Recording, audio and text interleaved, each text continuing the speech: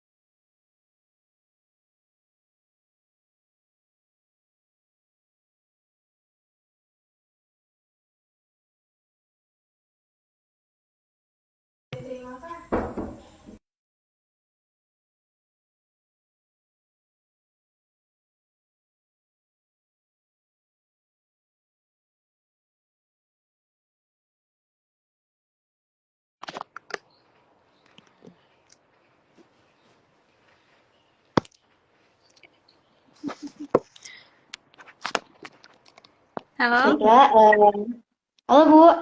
halo, assalamualaikum. Waalaikumsalam Ibu. Sebelumnya saya mohon maaf atas eh, kesalahan jaringan saya tadi di awal. Baiklah, akan saya buka pertemuan kita pada malam hari ini. Assalamualaikum warahmatullahi wabarakatuh dan selamat bermalam minggu semua audiens dan Ibu pada malam hari ini. Ya, Ibu, kabarnya pada malam hari ini bagaimana Bu? Sehat? alhamdulillah sehat. Saya ucapkan terima kasih Bu karena berkenan untuk menjadi narasumber kami pada malam hari ini. Ya, sama-sama. Baiklah, saya akan menyapa audiens dulu terlebih dahulu. Bagaimana audiens? Apa kabar pada malam hari ini? Apakah malam minggunya di rumah saja atau bersama pasangan? Baiklah, saya harap kabar audiens pada malam hari ini bagus. Malam hari ini kita akan membahas tema yang luar biasa dan tentunya menarik sekali untuk dibahas. Adapun tema kita pada malam hari ini adalah Start the Master Study with Scholarship, I Can Get It. Dan kita akan membahas materi ini bersama dosen cantik kita, ada Ibu Sylvia Ilma pada malam hari ini. Baiklah, sebelumnya saya akan membacakan kurikulum vitae dari Ibu Sylvia Ilma terlebih dahulu.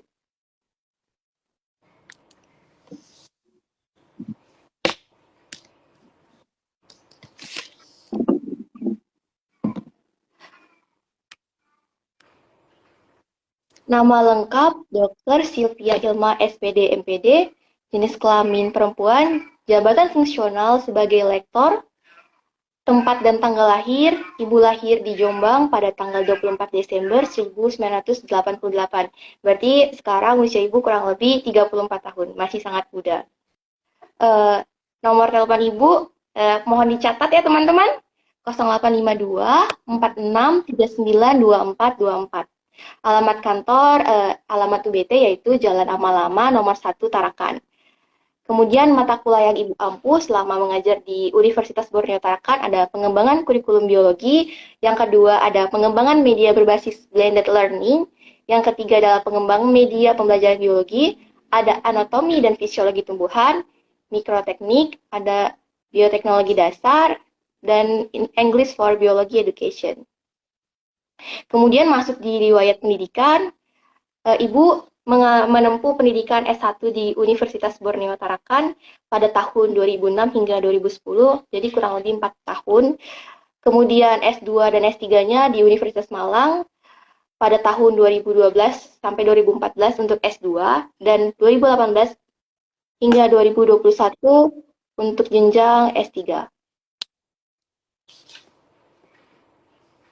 Oke, untuk pengalaman penelitian dalam 5 tahun terakhir, pada tahun 2021, Ibu mengembangkan judul penelitian pengembangan model pembelajaran Predict, Observe, Explain Based Project, dan pengaruhnya terhadap kesadaran metakognisi, keterampilan kolaborasi, kreatif, dan penguasaan konsep siswa.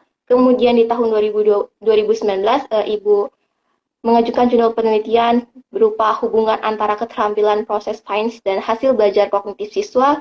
Kemudian di tahun 2018 ada kearifan lokal masyarakat adat Lundayeh dalam melestarikan Nepenehtes. Kemudian kita masuk untuk mempersingkat waktu, saya langsung saja untuk memulai kegiatan pada malam hari ini. Oke Ibu, sudah siap untuk membagikan cerita menarik Ibu selama menempuh pendidikan di Malang, Ibu? Ceritanya mau dari mana nih? Mungkin dari pengalaman dari S2 mungkin, Bu. Pengalaman dari S2 ya. Oke, Iya. jadi tadi kan udah dibacain. Ya, terima kasih ya buat Nadia dan juga teman-teman yang sudah hadir. Bu. Ya, ini ada sekitar 29 orang ya, 29 orang yang join bareng dalam sharing session ini. Saya menyelesaikan studi S1 itu tepat waktu, alhamdulillah 4 tahun.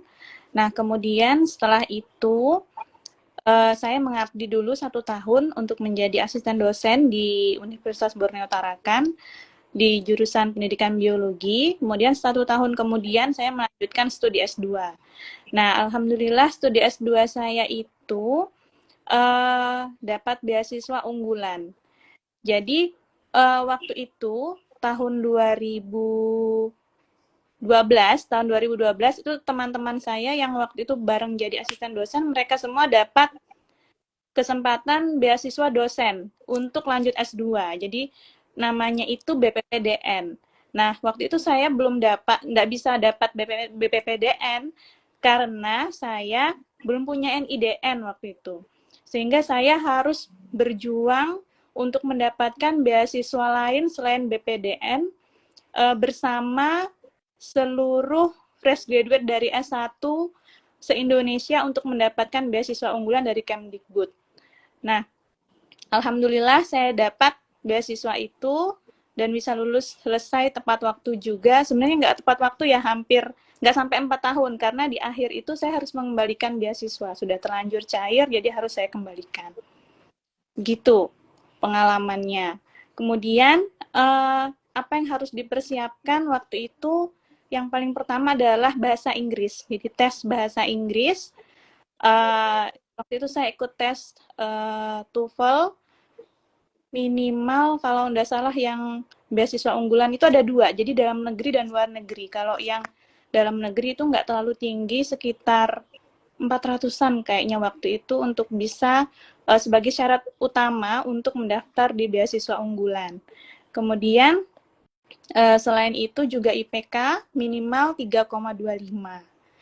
Nah, bagi teman-teman kalau yang punya keinginan untuk lanjut, mulai sekarang udah dipersiapkan paling tidak tuh IP-nya ya. Jadi harus ya di atas amannya sekarang tuh ya di atas 3,2 lah masih ya, di atas 3,2 seperti itu. Itu pengalaman saya yang S2. Berarti Beasiswa. selama beasiswa Ibu di S2 itu dari Kemendikbud ya, Bu?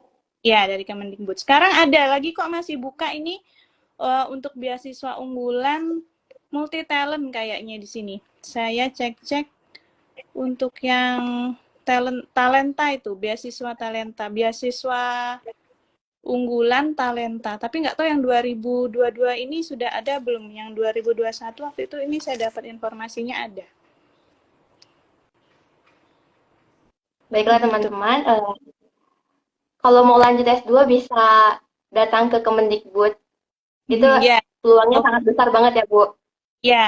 Tapi kalau di Kemdikbud itu juga nggak tahu ini tahun ini ada mungkin ya juga yang beasiswa unggulan. Jadi itu kalau yang sekarang itu harus prestasi. Jadi prestasinya apa itu nanti dicantumkan. Tapi kalau mau yang umum itu bisa melalui Kemenkeu ini, BPI. Dari LPDP. Nah, itu juga ada itu buka sepanjang tahun malah LPDP itu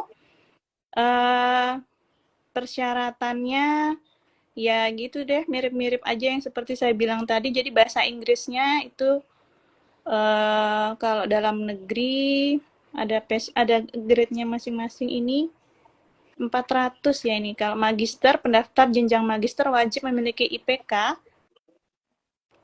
sekurang-kurangnya 3,0 malahan sekarang ya. Oh, Wah, malah turun dari yang waktu itu ini berarti. berarti lebih mudah lagi ya, Bu? Iya, tapi ini Seharusnya. bahasa Inggrisnya TOEFL ITP lulus minimal 500 ya. Kemudian TOEFL IBT-nya 61 atau TOEFL IBT 61, PTA-nya 50 atau IELTS-nya 6, jadi bisa dipilih salah satu yang mana. Tuh.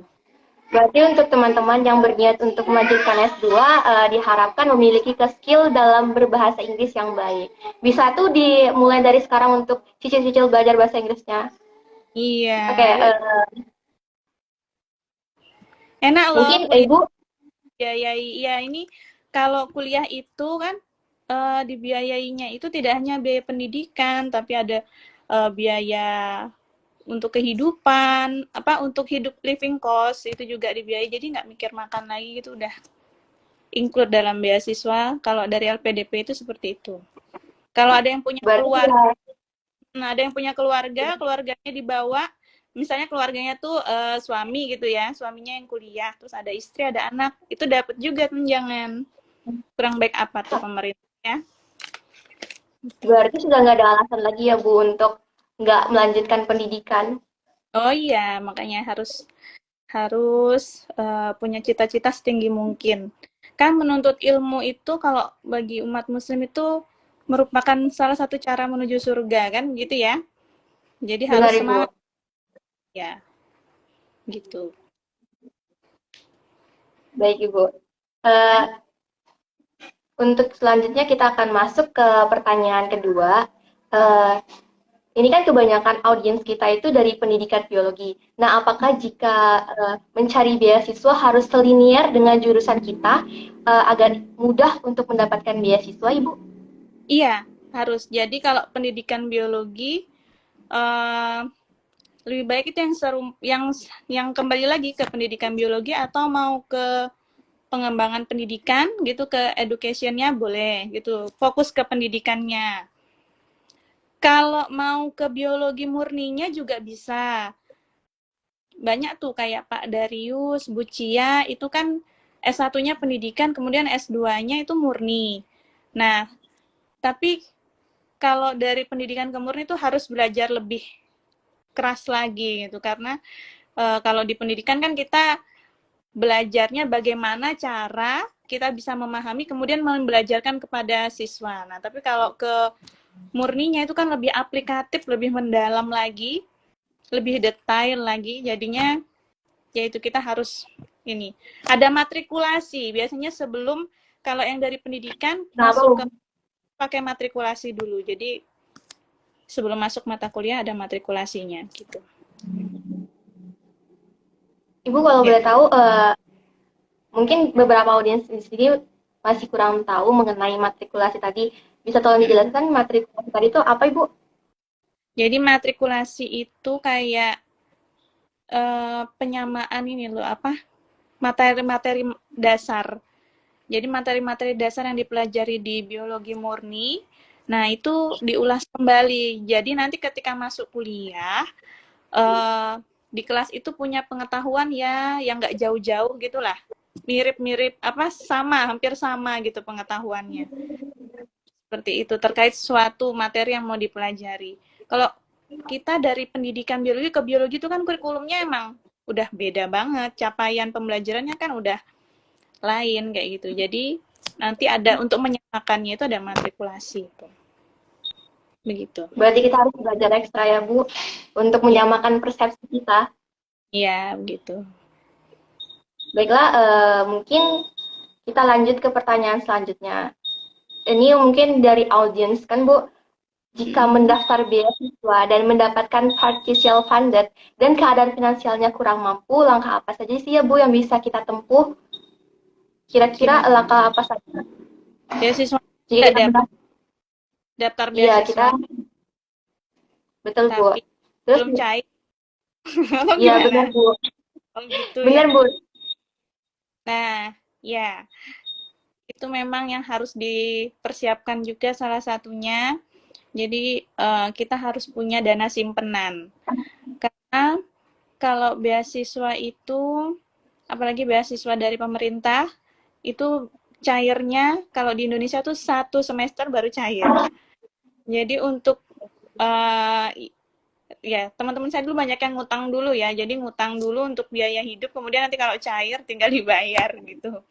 Jadi emang harus punya dana simpenan dulu untuk membayar.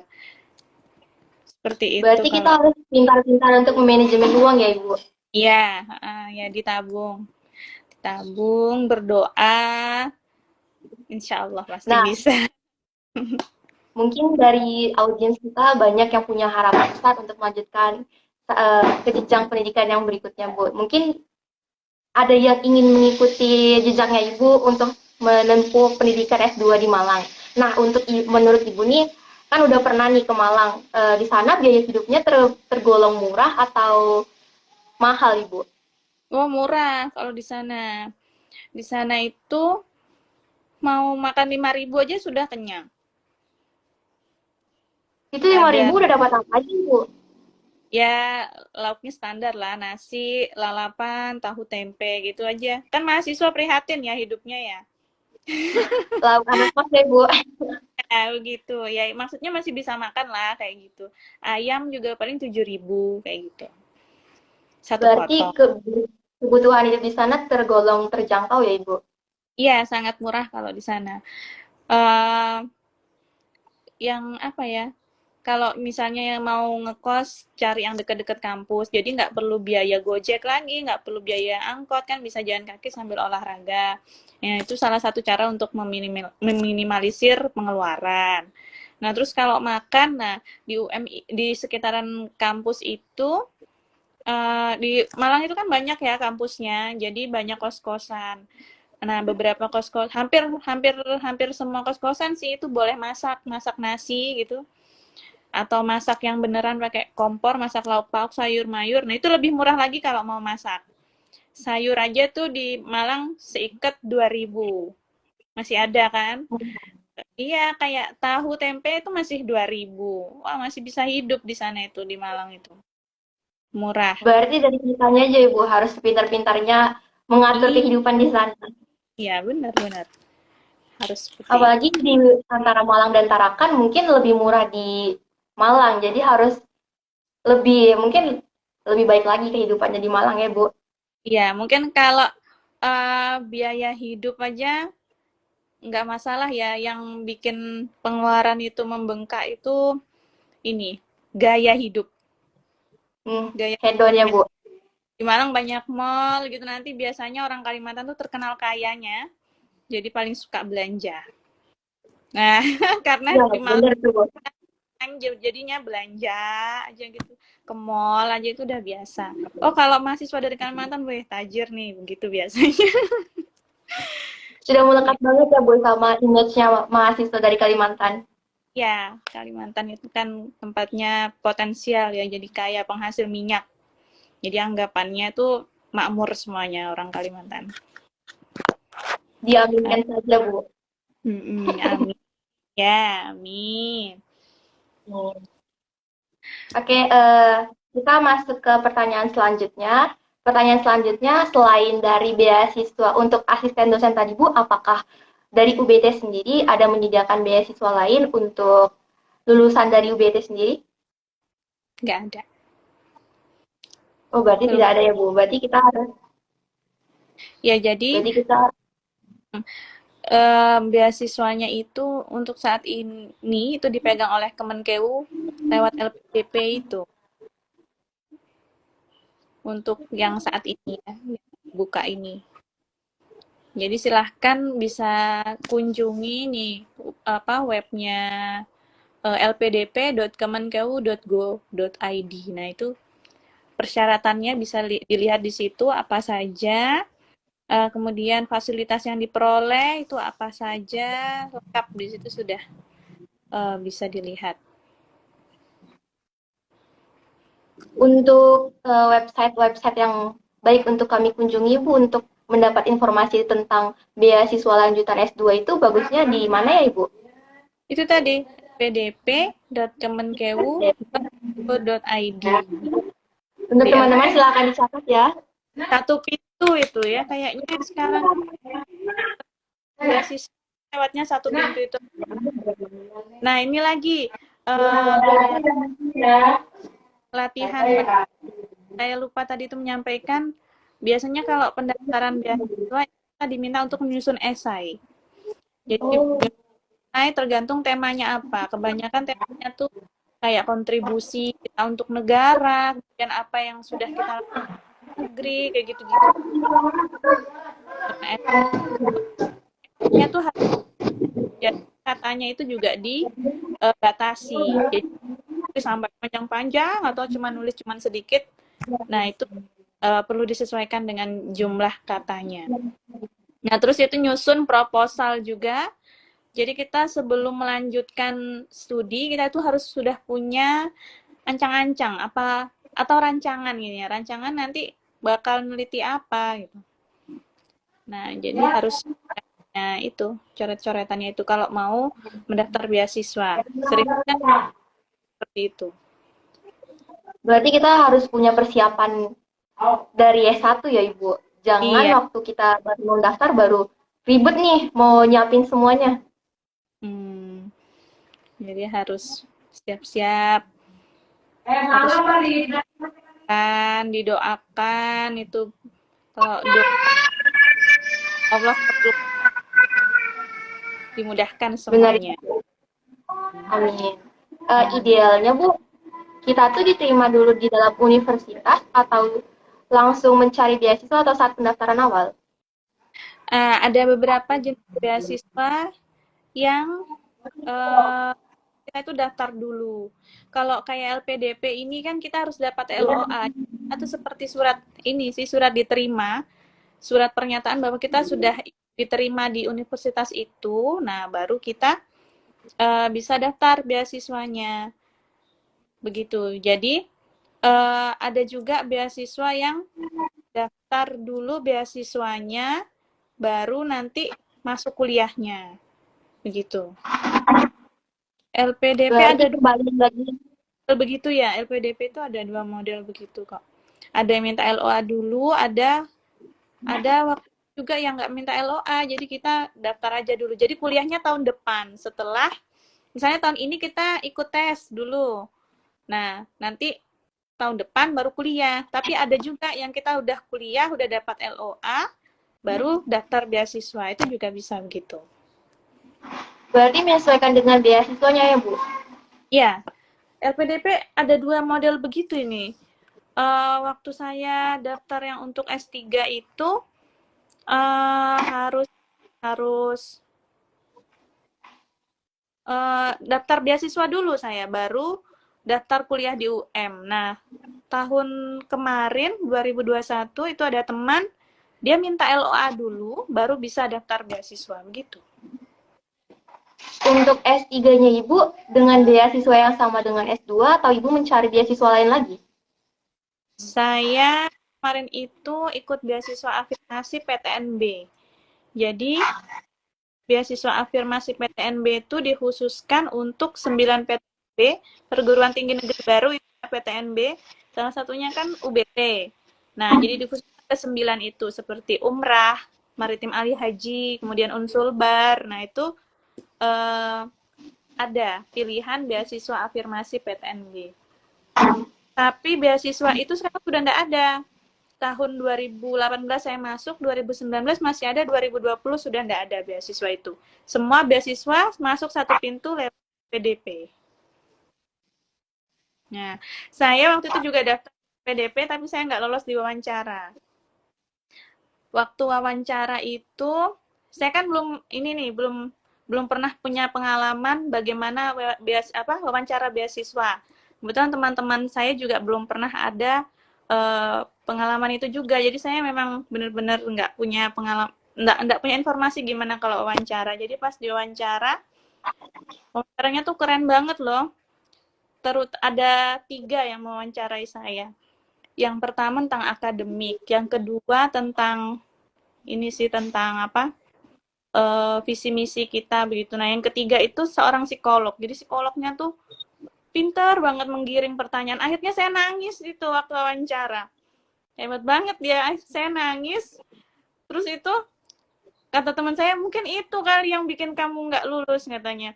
Teman saya tips saya yang lulus LPDP waktu wawancara itu, dia harus seperti orasi, harus orang yang tegar gitu, kemudian kayak orasi, saya akan mencerdaskan bangsa, seperti itu. Harus yang semangat begitu ternyata. Nah, kesalahan saya di situ mungkin saya pas ditanya itu saya menjawab sesuatu hal yang pribadi. Jadi saya sedih. Akhirnya dikorek-korek tambah sedih dan tambah nangis saya. Oh, berarti mentalnya itu dianggap ya mentalnya kurang baik. Jadi saran saya kalau wawancara itu harus menunjukkan sesuatu yang yang hebat gitu, yang kuat gitu. Seperti itu tipsnya. Nah, alhamdulillah waktu itu beasiswa afirmasi itu duluan tenang sih, walaupun saya ditolak, tapi saya sudah dapat pegangan gitu, afirmasi saya diterima. LPDP itu lama sekali itu, ada 3 kali tesnya. Jadi tes yang pertama, kedua, ketiga itu hampir 1 tahun saya tes itu. Dari yang pertama sampai Cukup lama ya Ibu, hampir 1 tahun ya. Berarti tidak bisa langsung dilanjut Ibu. Kenapa? Berarti antara S2 sama S3-nya Ibu ada jenjang waktu ya Ibu? Ada. Ada jarak. Ya 2 tahun, saya ngabdi 2 tahun. 2014 selesai, 4 tahun ya, 4 tahun saya istirahatnya 4 tahun. Baik Ibu. Berarti cukup lama Ibu.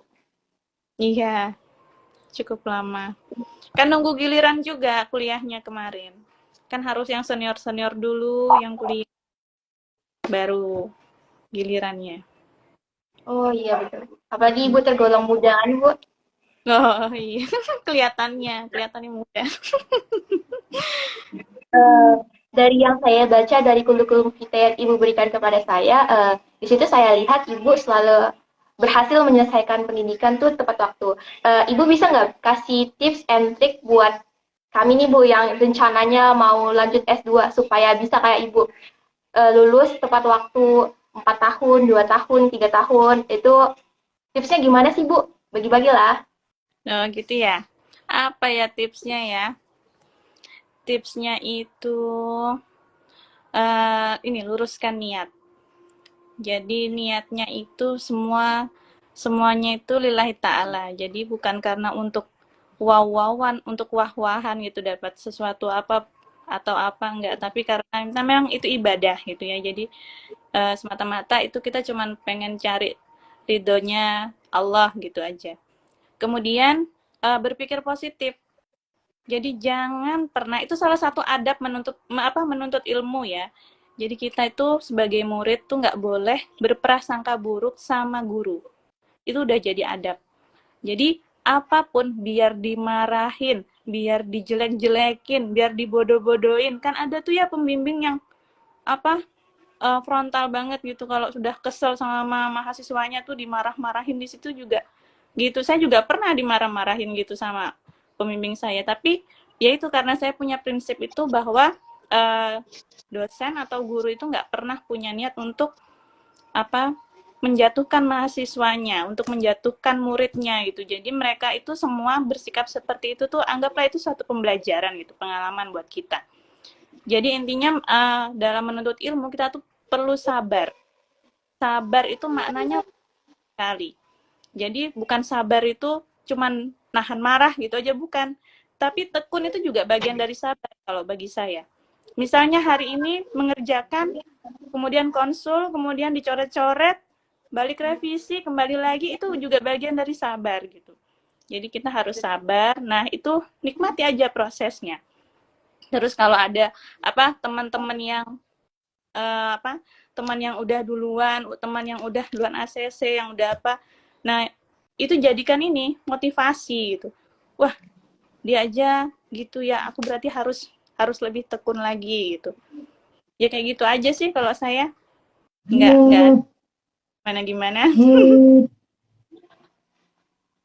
Berarti kita harus kuat mental, harus selalu positive thinking, harus banyak-banyak bersabar. Iya, sabar gitu. Itu sudah, nggak ada pilihan lain, pokoknya harus sabar. Baik, Ibu. Ibu selama perkuliahan pernah ikut organisasi nggak sih, Bu? Waktu S1 ya ikut saya. Ya, tapi ikutnya sebagai penggembira aja sih. Nggak yang gimana-gimana gitu. Gimana? Berarti Ibu tipikal mahasiswa yang kuliah pulang yang tidak terlalu aktif organisasi. Waktu mahasiswa itu saya ikut ini ya, HMJ. Saya ikut. Terus saya ikut juga UKM KSR. Saya ikut anggota BEM juga. Saya awal-awal masuk itu anggota BEM universitas, terus tahun berikutnya anggota BEM ini di fakultas. Saya ikut organisasi juga. Iya, tapi berarti maksudnya Ibu tergolong mahasiswa yang aktif sekali ya, Bu? Kenapa? Berarti Ibu tergolong mahasiswa yang aktif. Iya, waktu S1 saya aktif. Apalagi di himpunan itu kita sering bikin kegiatan-kegiatan tuh seru banget ya di himpunan itu. Karena kita punya satu minat yang sama gitu kan. Kalau kayak di BEM itu kan ngurusinnya kayak masih ada unsur-unsur politik dan lain sebagainya. Kalau di himpunan itu kan asik ya, kita ngerjakan sesuatu itu yang bener-bener sama passion kita, kayak camping, terus kita bikin kegiatan ilmiah bareng-bareng, di hutan bareng-bareng, itu kan seru ya. Kalian udah sering nggak bikin kegiatan gitu? Mungkin Bu, kalau untuk kegiatan seperti itu sering dilakukan sama anak-anak mungkin, tapi nggak bersama KBM Geologi, Bu. Mungkin sama teman-teman yang lain. Kalau dalam geologi sendiri, mungkin perikel doang, Bu. Oh, perikel aja ya? Oh ya, nanti itu dibanyak-banyakin itu kegiatan yang bisa merajut keakraban, terus itu bisa juga saling sharing pengalaman, pengetahuan, terutama senior ke junior itu ceritakan bagaimana pengalamannya ini dan lain sebagainya. Gitu. Ibu kan termasuk alumni dari Universitas Borneo Tarakan. Mungkin suatu saat kami bisa lah kan ngundang Ibu untuk join sama kami di dalam hutan, bagi-bagi sharing. Oh iya, bisa dong. Nanti kita sharing-sharing. Banyakin Mungkin sharing-sharing. fasilitas lebih enak kan, Bu? Lebih Iya. asik. Oh iya. Ya, saya tunggu. Oke guys, itu Ibu udah berminat tuh. Jadi tinggal atur waktu aja. Ya, nanti kita atur aja waktunya ya. Kapan? Ini Bu ada pertanyaan mengenai, tadi kan Ibu bilang kalau Ibu cukup aktif dalam organisasi. Bagaimana sih cara Ibu untuk membagi waktu antara organisasi, kuliah, dan pekerjaan-pekerjaan lainnya? memanfaatkan waktu dengan efisien. Jadi efisien itu artinya waktunya tidur, ya tidur. Jangan main HP. Nanti nggak bisa tidur kan jadi. Waktunya ngerjain tugas biar 1 jam atau setengah jam. Ya manfaatkan waktunya tuh seefisien mungkin. Waktunya istirahat, waktunya makan, waktunya apa nongkrong-nongkrong, waktunya nongkrong-nongkrong ya nongkrong-nongkrong gitu, tapi jangan nongkrong terus gitu, jangan saya nggak terbiasa sih sambil nyambil-nyambil gitu, saya nggak terbiasa, jadi ya udah disiplinkan waktunya, manfaatkan waktunya itu aja seefisien mungkin. Waktu S3 itu ya saya kuliah sambil bawa anak, itu pekerjaan ibu rumah tangga itu kan nggak ada habisnya ya. Ya kalau nggak punya prinsip begitu, ya saya nggak bakal bisa ngikutin ritmenya kampus yang pagi jam 7 harus sudah presentasi. Jadi kuliah S3 tuh presentasi mandiri presentasi begitu terus setiap hari. Jadi memang benar-benar harus mengefisiensikan waktu. Jadi gitu. Berarti berarti harus pintar-pintar manajemen waktu lagi ya, Ibu. Ya. Kayak gitu. Ya Baik walaupun ada teman-teman, juga kadang main-mainnya keterusan juga ada, tapi nggak sering lah. nah itu Bu yang sekarang banyak terjadi di antara mahasiswa pada saat ini adalah lebih banyak mainnya daripada kuliahnya. Bahkan mungkin lebih aktif di organisasi nih Bu daripada perkuliahannya. Jadi kayak kuliahnya terbengkalai. Oh, jangan gitu. Tetap kita harus punya prioritas dalam hidup. Jadi prioritas kita saat ini tuh apa? Terutama kalian gitu ya. Kalian itu kan memang sengaja dibiayai, emang sengaja kuliah gitu. Jadi prioritasnya ya kuliah. Jadi kuliahnya harus nomor 1. Nanti didampingi Berarti sama kita ya, organisasi. Tapi organisasi itu juga penting loh ya. Kita belajar public speaking, kemudian belajar belajar sosialisasi, belajar membangun jejaring, itu sangat penting organisasi. Kalau enggak punya organisasi, saya malah nggak bisa bayangin ya kalau nggak ada organisasi, cuman kuliah begitu aja, rasanya pengalamannya kurang. Sedangkan pengalaman itu kan guru yang sangat berharga ya. Iya, begitu kalau berarti tips dari Ibu organisasi penting tapi kita harus punya prioritas. ya harus punya prioritas gitu. Jadi sebenarnya nggak ada kata sibuk ya, tergantung kita aja memprioritaskan apa enggak gitu. Benar Bu, betul sekali. Ini Bu, mungkin pertanyaannya agak out of the topic. Ibu kan merupakan guru dari English biologi Bu. Tips dari Ibu gimana sih supaya kita pintar bahasa Inggris, dapat TOEFL yang bisa mencapai nilai 500 atau bahkan lebih? Latihan kali ya. Tapi saya juga sebenarnya kalau conversation itu juga agak ini sih, nggak seluas orang-orang yang kuliah di luar negeri, karena mereka kan setiap hari itu menjadi bahasanya sehari-hari gitu ya. Kalau menulis saya masih agak lebih mudah bagi saya daripada yang conversation. Itu kadang juga kita agak susah ngeluarinnya ya. Jadi banyak-banyakin latihan. Terus ini ikut di mana? Banyak tuh yang kayak English Breaking, terus itu apa? Apalagi itu Duolingo, yang aplikasi-aplikasi bahasa Inggris itu murah, ada yang 99.000 itu, tapi kelasnya besar. Itu bisa 1 jam setiap hari gitu selama 30 hari. Tapi ada juga yang kelas private. Nah itu saya coba ikut-ikutin yang kayak gitu aja sih, walaupun kebanyakan absennya daripada hadirnya. Iya, sering begitu. Baik Ibu, terima kasih untuk tips pintar bahasa Inggrisnya. Di sini ada pertanyaan dari salah satu audiens kita. Saya mau S2 Bu, apa yang perlu disiapkan sih selain berkas? Mungkin bisa langsung dijawab Bu. Mau S2, yang selain berkas finansial kali ya. Finansial dan mental mungkin Bu. Ya, finansial, terus itu restu orang tua. Ya itu penting ya. Jadi karena kan Kalau sudah merestui, walaupun nggak dapat beasiswa kan bisa dapat beasiswa dari orang tua kan, kalau nggak dapat beasiswa dari pemerintah. Iya. Betul sekali, Bu. Mungkin bisa juga sambil part-time ya, Bu. Iya, kalau di luar negeri itu pengalaman dari Pak Darius itu cerita ya mereka bisa part time. Kalau di Indonesia mungkin part time-nya nggak sebesar yang di luar negeri ya. Kalau di luar negeri kan karena mereka punya nilai mata uang lebih tinggi daripada rupiah, jadi kan kelihatannya besar gitu ya. Kalau di Indonesia bisa aja sih juga mau part time gitu. Misalnya pagi eh ini apa namanya? Pagi kuliah, malamnya kerja berapa jam gitu. Bisa juga seperti itu. Atau mau sambil bisnis online. Banyak tuh kan mahasiswa pintar bisnis online sekarang. Jualan-jualan jilbab, apa bisnis kuliner. Banyak sekarang. Mudah mudah untuk cari sampingan. Baik, Ibu. Untuk selanjutnya ada pertanyaan lagi. Idealnya diterima, ini sudah ya tadi. Biaya uji lab untuk penelitian itu apakah dari mahasiswa atau bisa menggunakan bahan dan fasilitas dari lab kampus secara gratis, Ibu? Itu tergantung biasanya.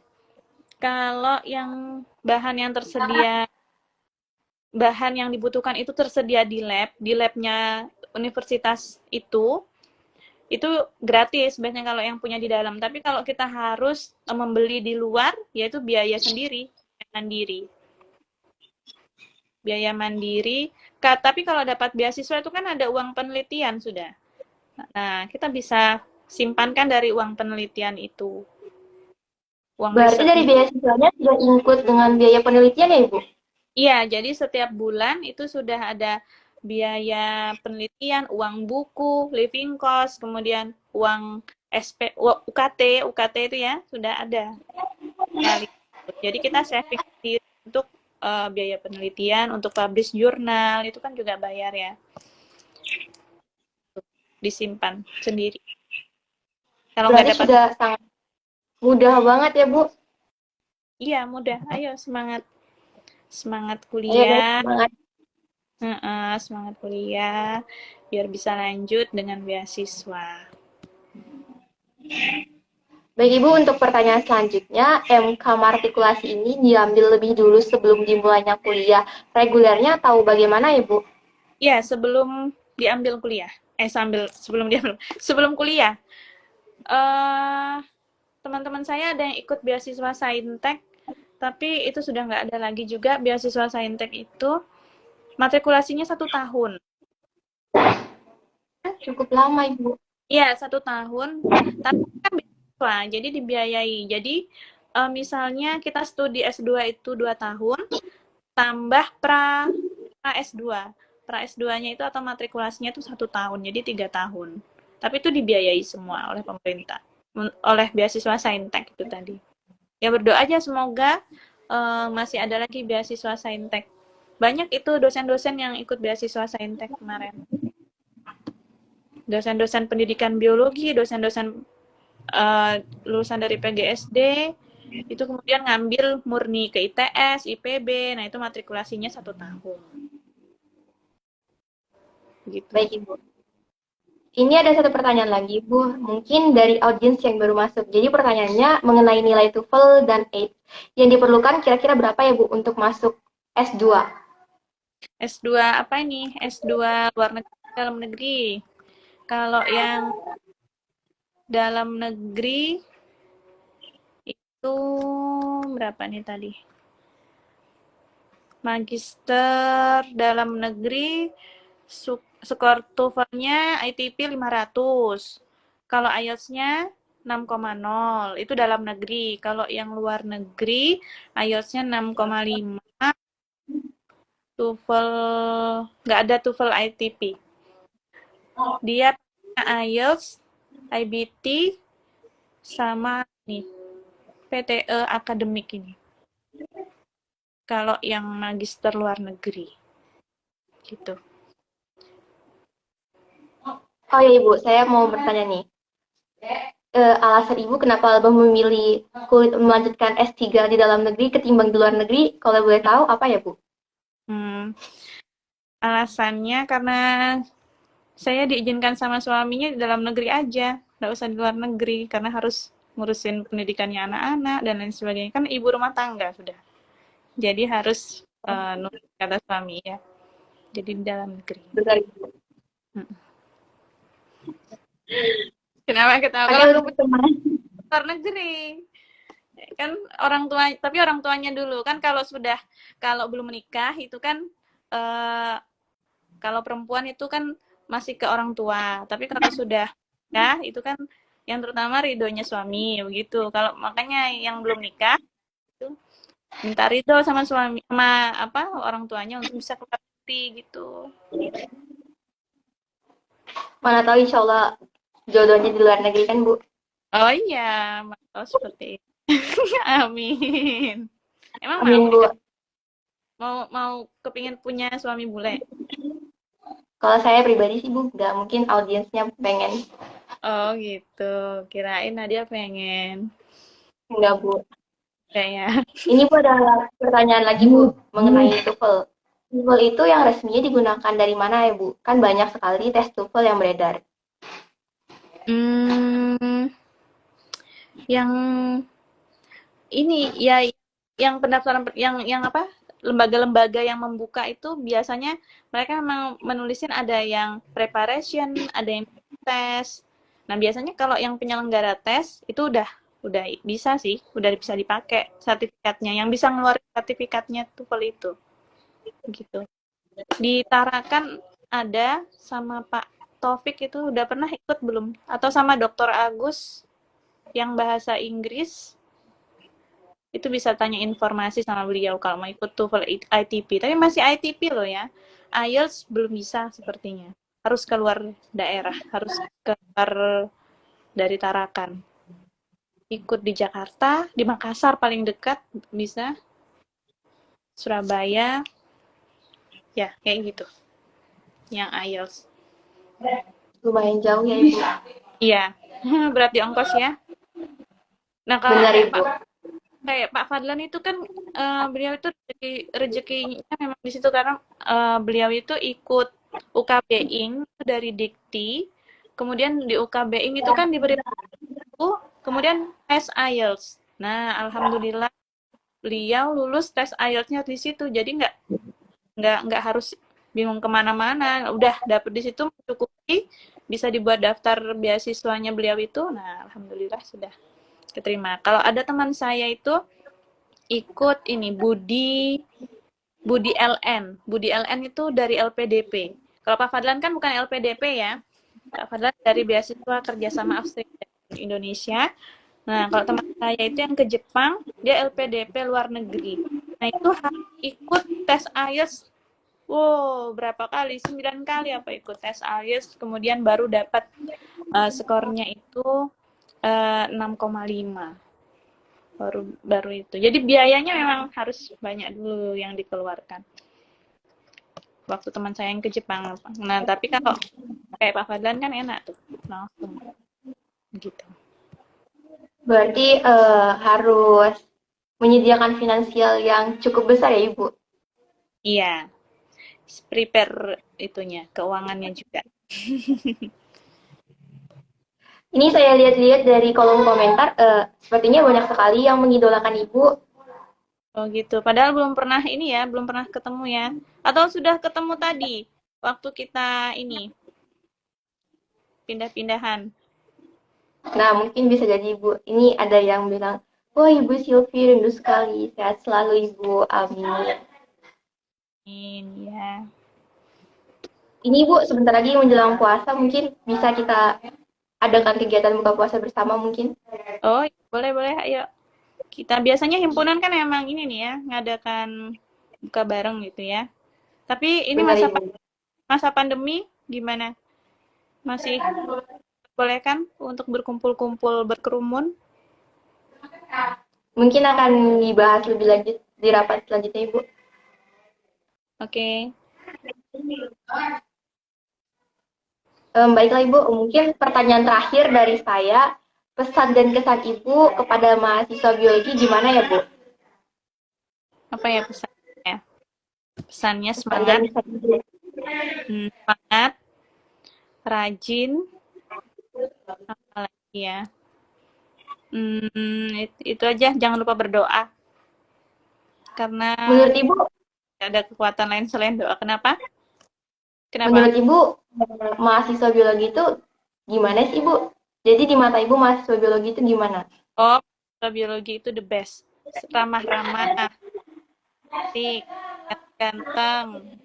Itulah best udah biologi. Ya. Tapi dosennya nggak kalah cantik sih, Bu.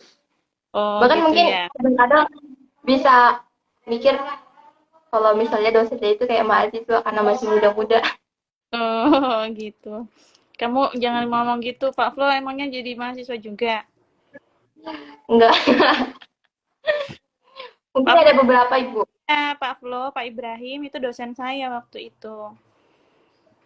Pak Ibrahim, Bu Erma, ada satu lagi. Mungkin kalian belum pernah ketemu ya sama senior saya itu Ibu Ermawati.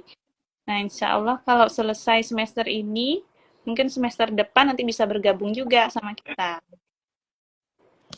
Oh, berarti lagi menempuh pendidikan juga, Ibu? Beliau lagi studi di IP, di IPB. Berarti dari dosen biologi ada kurang lebih 3 orang, Ibu? Yang tugas belajar 4. Bu Lis, Bu Oh, Alfi. Udah tahu Bu Alfi belum? Belum ya? belum, Ibu. Belum ya. Angkatan 2020 belum tahu. Oh iya, Bu Lis belum tahu juga berarti ya. Bu Listiani, Belum, Ibu. Bu Alfi, Bu Erma, Pak Darius. Iya kan? Pak Fadlan, Ibu. Oh iya, banyak ya. Masya Allah. Banyak, Ibu. 5 berarti. Iya, iya, iya, iya. Ada 5. Ya, nanti kalau sudah kembali semua, ramai sudah kita. Betul sekali, Bu. Berarti semoga kita dipanjangkan umurnya agar bisa ketemu sama semua dosen yang ada di Amin. biologi. Iya, amin. Ya Rabbal Alamin.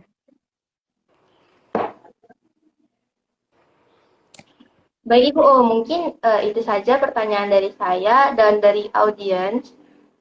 Dan Iya. melihat sudah mau jam 8, mungkin Ibu juga butuh istirahat karena tadi habis lumayan bekerja keras pindah-pindah barang Iya. dari lab lama ke lab baru. Iya. Saya juga mengucapkan terima kasih untuk audiens karena sudah menyempatkan untuk bergabung dalam kegiatan pada malam hari ini, dan terima kasih kepada Ibu sudah bersedia untuk membagikan cerita yang sangat bermanfaat buat kita semua. Mungkin Ibu kalau misalnya kami ada pertanyaan, Ibu bisa langsung datang ke Ibu atau gimana nih? Iya, saya langsung tanya. Silahkan. Oke, buat yang berminat untuk lanjut sekolah mungkin bisa langsung tanyakan ke Ibu ya, karena Ibu juga sudah punya pengalaman, bukan cuma S1 doang, S2, S3 juga sudah Ibu jalankan.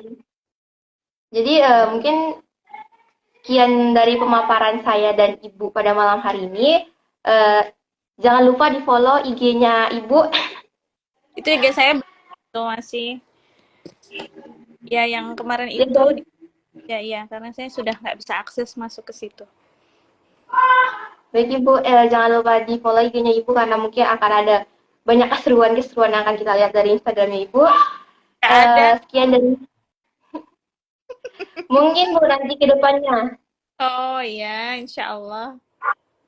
Jangan kapok-kapok ya Bu untuk kolaborasi sama kami, untuk jadi narasumber lagi. Ya, insya Allah selalu bersedia. Baik Ibu, mungkin itu saja yang bisa saya dan Ibu paparkan pada malam hari ini. Kurang dan lebihnya saya mohon maaf. Saya tutup billahi taufiq wal hidayah. Wassalamualaikum warahmatullahi wabarakatuh. Selamat berakhir pekan dan selamat malam minggu. Minggu. Saya Ibu, keluar terima ya. kasih sekali lagi, Ibu. Ya, sama Ya, saya Ibu. izin. Terima kasih Baik, semua. Ibu. Assalamualaikum. Terima kasih, Ibu. Waalaikumsalam warahmatullahi wabarakatuh. Ada ya Allah. Oke guys, makasih sudah nonton.